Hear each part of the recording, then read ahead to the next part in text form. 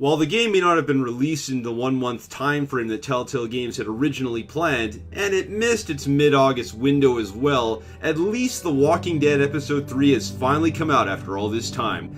But does it continue to push the franchise into a solid all-around title? In some ways it does, and in others, not so much. In The Walking Dead Episode 3, you continue your journey across America with your ragtag group of survivors, hoping for an end to all this madness, chaos, and destruction from the zombie apocalypse. As with the previous entries in the series, The Walking Dead will give you a nice recap of the choices you made during the last episode, and this is all done to basically remind you of what the heck happened during the last time you played the game. Now, if you've seen the trailer for the episode already, you will have seen such things as a train, Clementine with a gun, some new characters, and your group doing some things. Now, I really don't want to spoil too much with this particular review, but I will mainly try to touch upon some of the good and bad things about this particular episode. Once again, the writing and development of the characters in this story is quite strong. After 3 episodes, we're getting to know each of the characters quite well, and each are still being fleshed out little by little. Everyone from Lee, Clementine, Lily, and Kenny once again have their own moments to shine. And as the story progresses, we see how each of them continue to deal with the multitude of situations and problems arising in their own lives. Some new characters are brought into the mix, and while there isn't a ton of time to define them in this short part, unlike the other 2 titles, at least it gives us some time to get to know who these characters are and what role they may have in our upcoming story.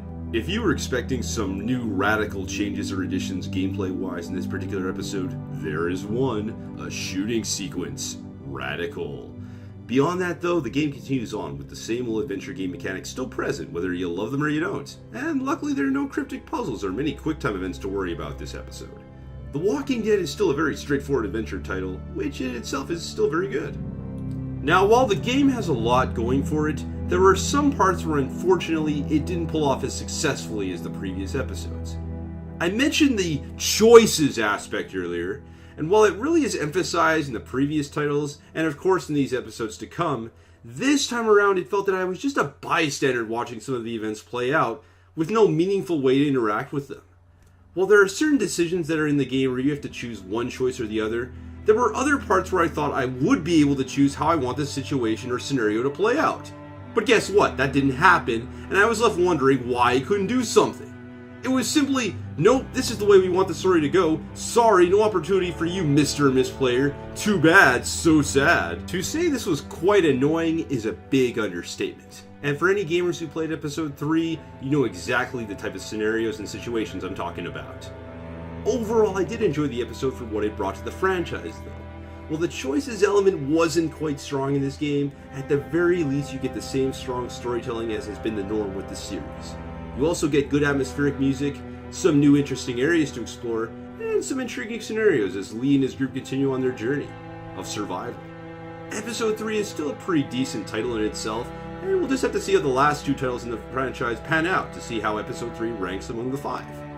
The game has its moments of tension, suspense, action, and much more for gamers to experience, and it leads nicely into Episode 4. I'm just hoping for the next episode we actually are able to participate in choices that are more meaningful than were presented in Episode 3. Can I help? What did I just say? You're the Grace Detective, and I can be Dick Grayson, your ward. That's Robin. I know who it is.